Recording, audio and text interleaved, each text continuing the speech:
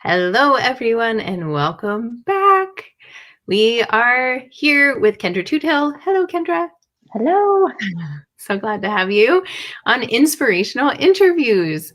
So this is our amazing interview that I've been talking about for, I guess, the past week, encouraging you all to show up here. So we are going live using StreamYard. If you can give us your or permission to see your name, that's awesome. And you can type in questions in the chat and participate in this conversation in your own way. And we're diving into scars today.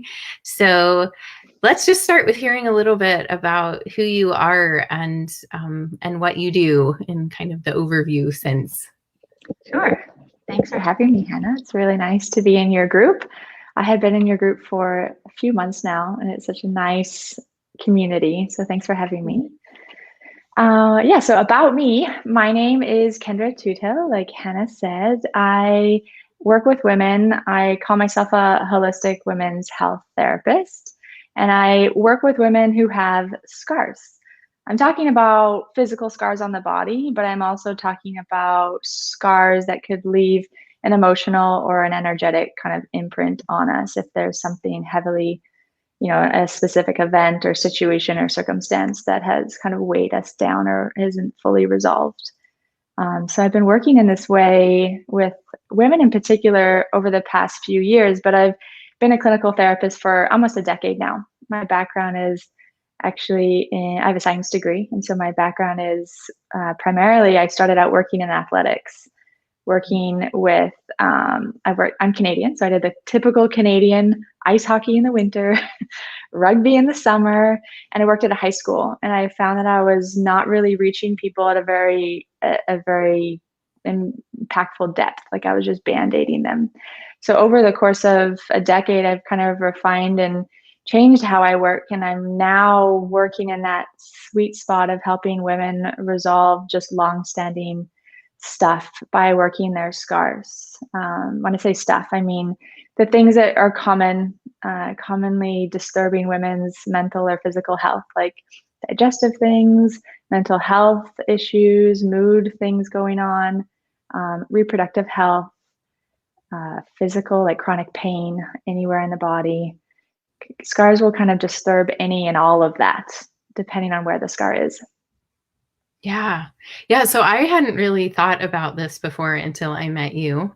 And I love these moments, as somebody who has been working with yoga and Ayurveda for a long time, the moments where I'm like, oh, wow, that's something I hadn't ever really thought about or considered. And, just getting to talk with you about how scars play out in our health, mental, physical, emotional, it was really eye-opening for me.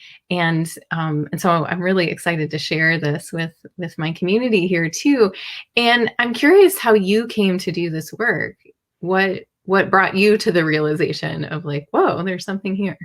Yeah, so that's a good question. And it started quite a while ago. It started probably at the beginning of how I started to work professionally.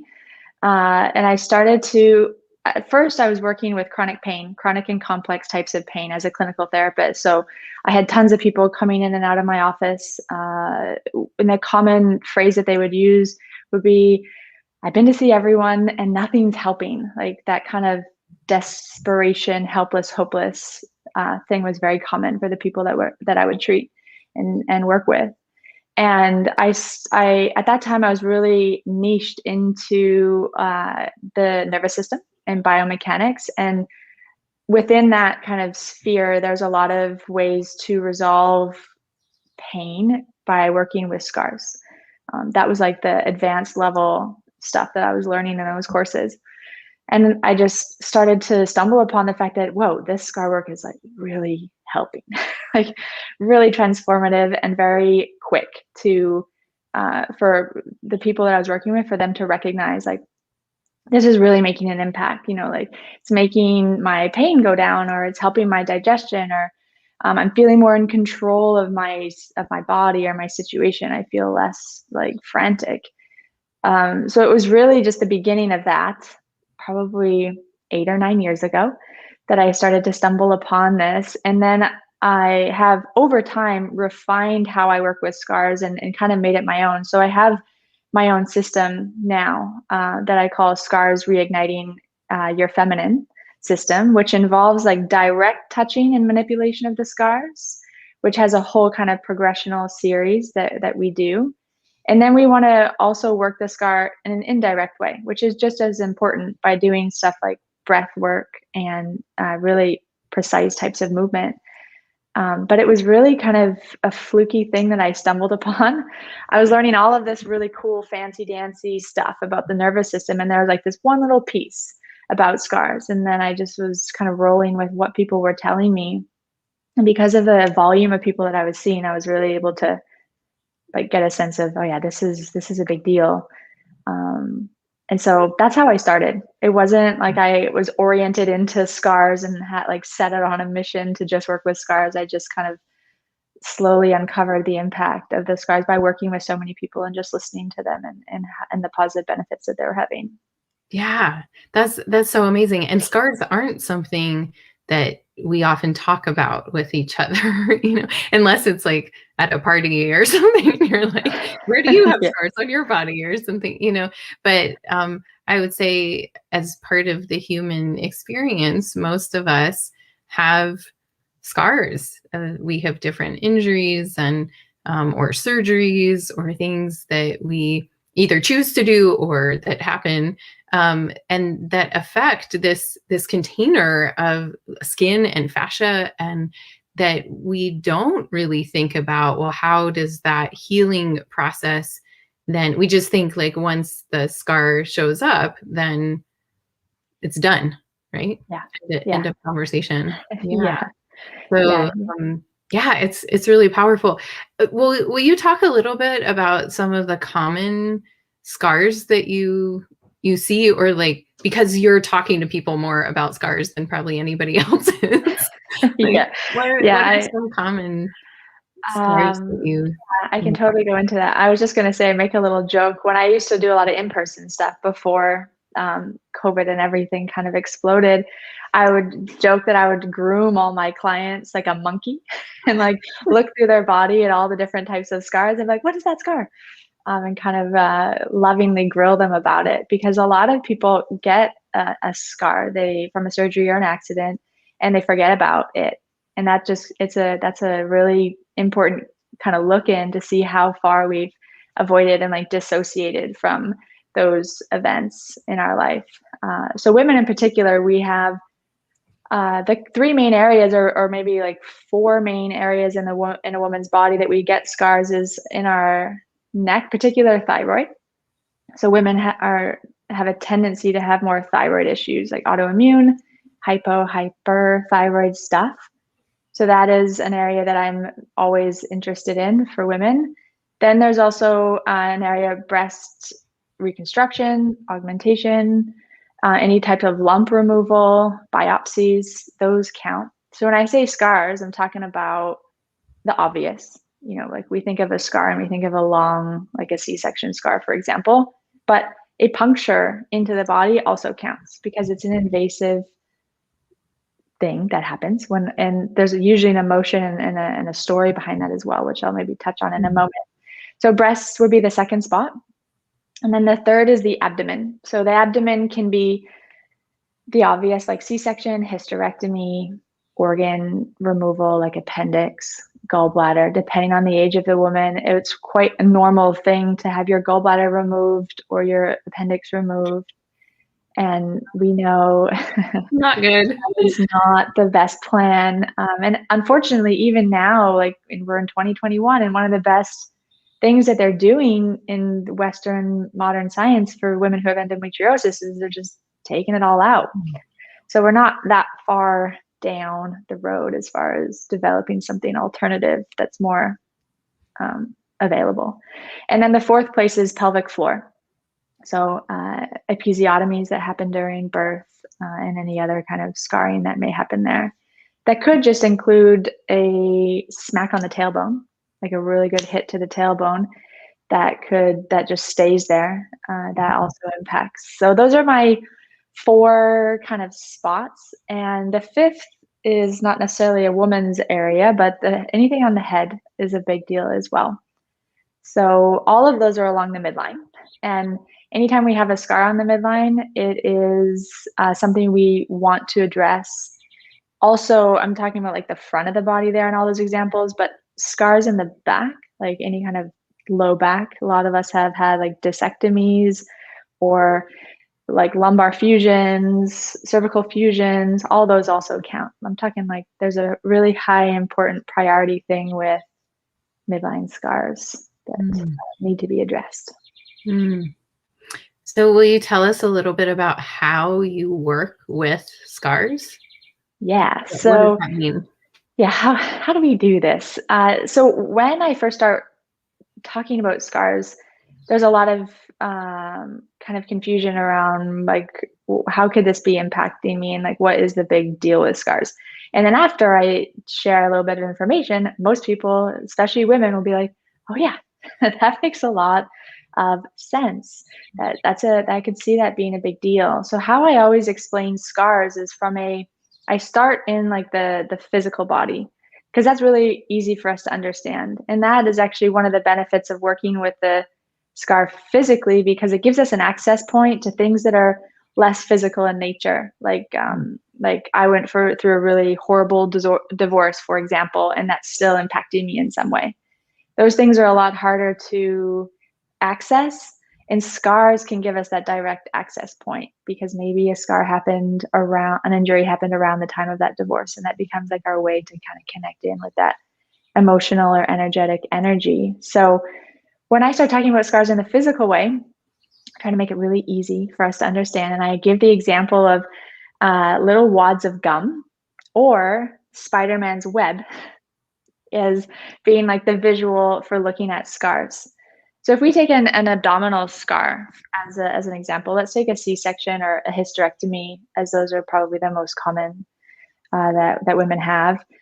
The scar, obviously, the incision goes all the way through all the layers of the body, not just the muscle, but also, like you had said, the fascia and all the layers to get to the deep part of us, to our uterus. And that is obviously impactful, and we want to think about that when we're rehabbing and getting those muscles to function again. Because when you have a scar there, they don't function as they should. They usually never go back to their normal function until you address the scar, and then they just come right back. So women who have C-section or hysterectomy scars are usually very likely to be more into things like Pilates or things where they're stabilizing their core, and maybe less likely into stuff like yoga, because it involves a lot of twists. And so if those muscles are not fully back to how they should function, any kind of like excessive movement in the low back feels vulnerable to women. So that's one piece that we want to think about, the scars, but when we're the muscles rather. But when we're thinking about the incision, the body does not want to have an infection, because when there's an infection, it's like all hands on deck to fight that infection. We've all felt what it feels like when we're sick or have the flu. Everything, we're tired, we don't really want to eat, we don't have energy to do simple things. So our whole body is impacted by a sickness. And so when we have a huge scar, our body goes, oh my gosh, you got to close that up. Like you got to close that incision up. And the body will do it very quickly and in a very irregular kind of fashion, which is why I want you to have the visual of wads of gum or Spider-Man's web. Because everything else in the body, like tendons, ligaments, muscle, is all in this very organized fashion, like a lot of striated tissue organization. But scars are just like, blah, just all over the place. And so that starts to bury itself deep into the body. And what the body will requires is so that scar or that incision, that wound, does not open while you are coming back to full function. So in the abdomen, for example, you need to be twisting. You need to be like, reaching behind you, going up to the top cupboard, going to the bathroom, filling up your gut with food. And so the scar needs to make sure that it's kind of got it for every one of those vectors. And as it kind of closes itself down through all those various vectors, it's going to try to stabilize itself onto something that is hard so that it can continue to heal and really kind of solidify. Now, the abdomen is just your guts, basically. It's just a soft belly. So it's going to try to attach to something that's hard, which is bone. And that would be your hip bones or your pubic bone. So just to give you a sense of like how deep it can really groove in and go into the body to find something. Whereas like something like the shoulder or your hand, like it's very obvious that that's quite a bony area. So the scar doesn't necessarily go in that deep because it can stabilize against the bone very quickly. But the abdomen, soft and gushy, it's going to find something hard and bone-like that it has to kind of really bury in and find that so it can stabilize and fully heal, so that it can be okay for all those variations of movement. And this is what I want you to think about when we're talking about scars, is how deeply they impact. Because oftentimes we just think about the visual on the outside.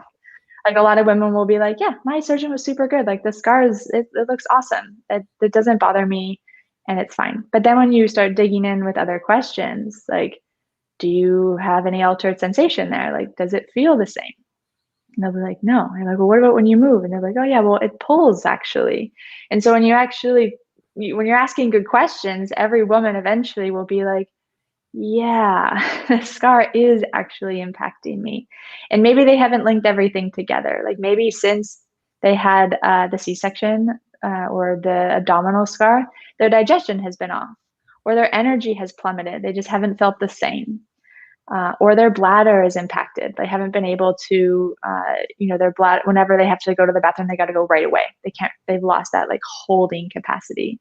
So there's a lot of things that go on in that physical sense with the scar. Then there's all the emotion that kind of comes around it, because every scar has a story. And that's also a big deal. So I always ask women, what's the emotion before the event, like before the C-section, for example, during, and then after? And you'll commonly find 3 different kind of states or moods, especially after. Like most women feel really uncomfortable looking at themselves in the mirror after, or they feel like there's a self-confidence issue.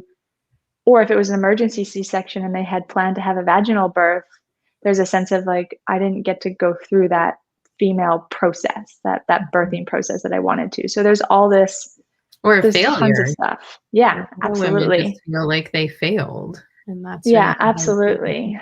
So there's everything that I address and think about. And when we say and like talk about it like this, you're like, yeah, of course that would be impactful on a woman.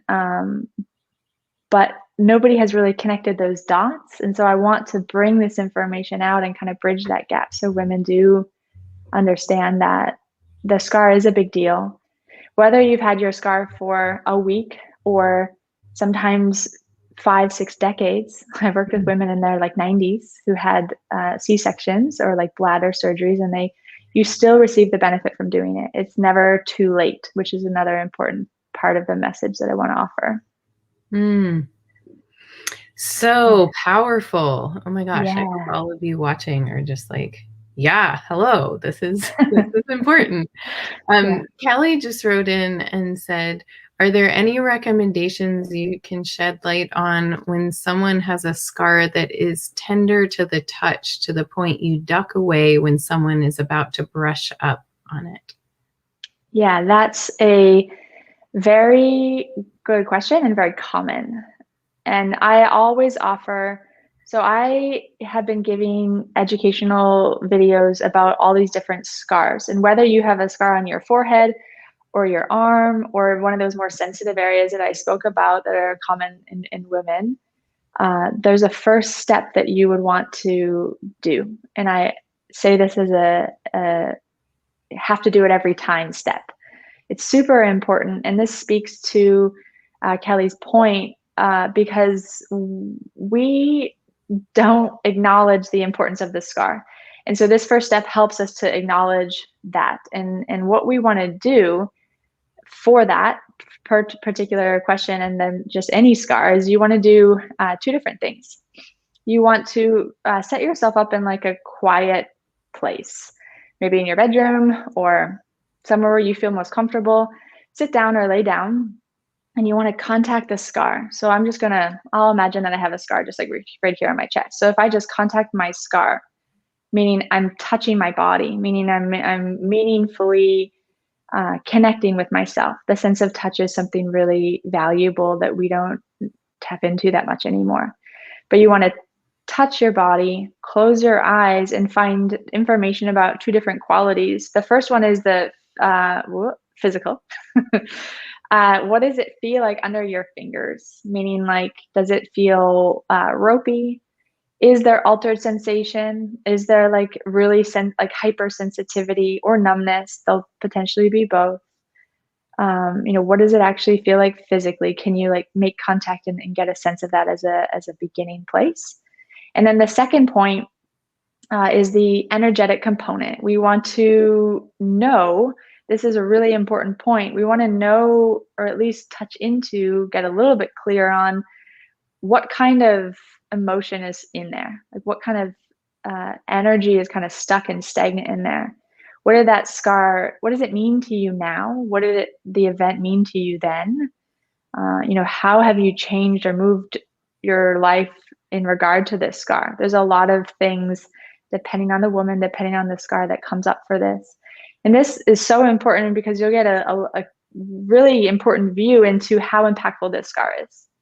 In this step across the board, when I offer it to women, they will write in saying like, I had no idea that this was that this was happening, that I was holding on to this, or that this was still there.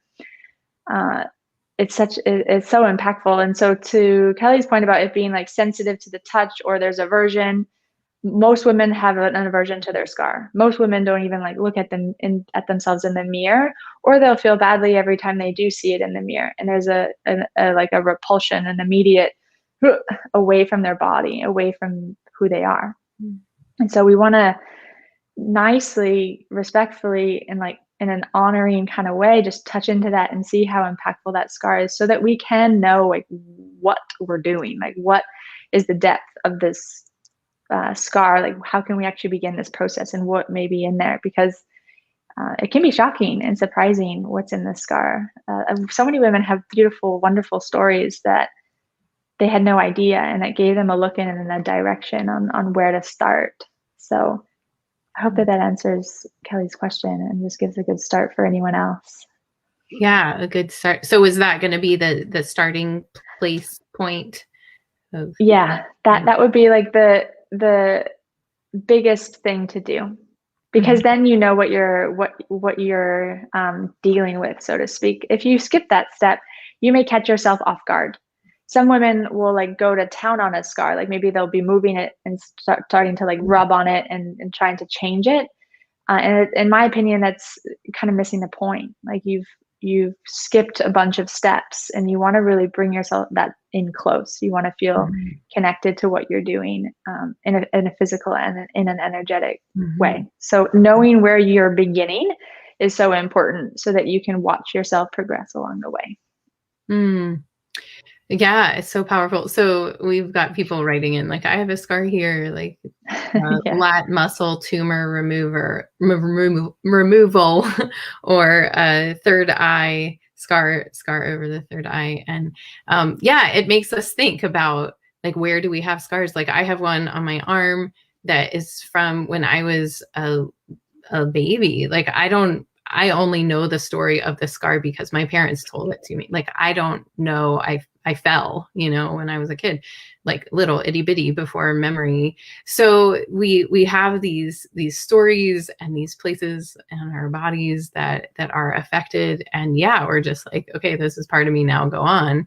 But as you pointed out, often a rejected part of us, like, oh, that part of me is now flawed or not acceptable or damaged or whatever it is. And I think it's so healing for us to look at what if we change the story and learn to work with the scars. So we are running out of time, but I know you are doing a scar.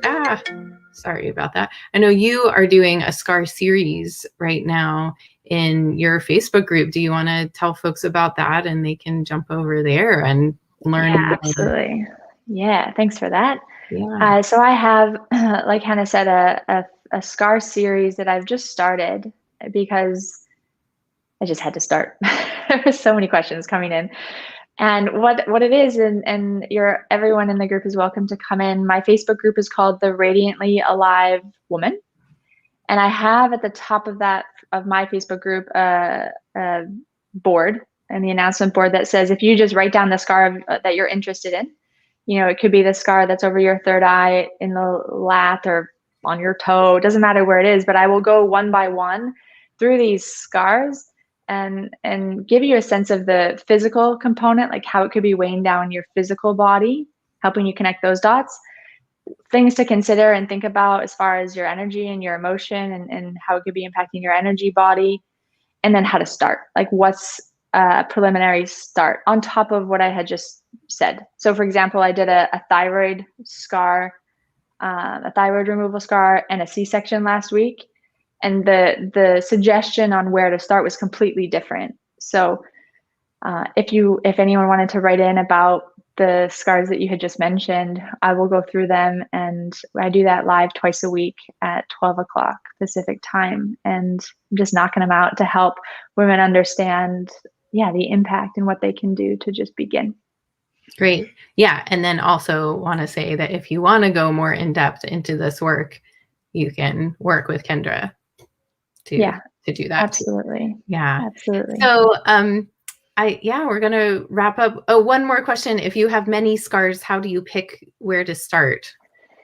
Yeah, that's a good question. Someone actually has asked me that in my group, and I'm going to go live on that idea in 2 weeks, I had promised. So what, in short, like in summary, just what you want to think about is I have 10 top priority areas that if you have scars on any of these 10, they're going to take priority in your interest of where to go first. The other kind of flip side of that, if you know a scar is super impactful, like that there's some stuff there and you want to work that out, but you can feel like when you start talking about it or thinking about it, it makes you feel like a bit raw or like tender. You can feel that emotionality like rising right away. It may not be the best one to go after because it may just like be a bit too overwhelming as a place to start. So there is a kind of a thought process and a way to go about it. But yeah, most women have more than one scar, and you want to ease yourself into the scar work and really recognize that it is very healing.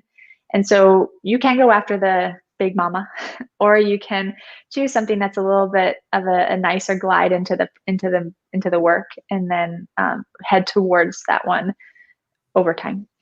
So that's not the best, most clear example, but I'm going to go live on that topic and really just kind of expand that out so women know where to start and how to begin. Great. And we'll post the link to your Facebook group with this interview, the Radiantly Alive Woman, so you all can go check it out. Well, thank you so much, Kendra. I know you have another appointment right now, so we're going to let you go. Thanks for making time to talk with me today and to share with this group, and such beneficial information. And thank you for the amazing work you're doing in the world. Thank you so much for having me. I very much appreciate it. It's been really great. Yeah.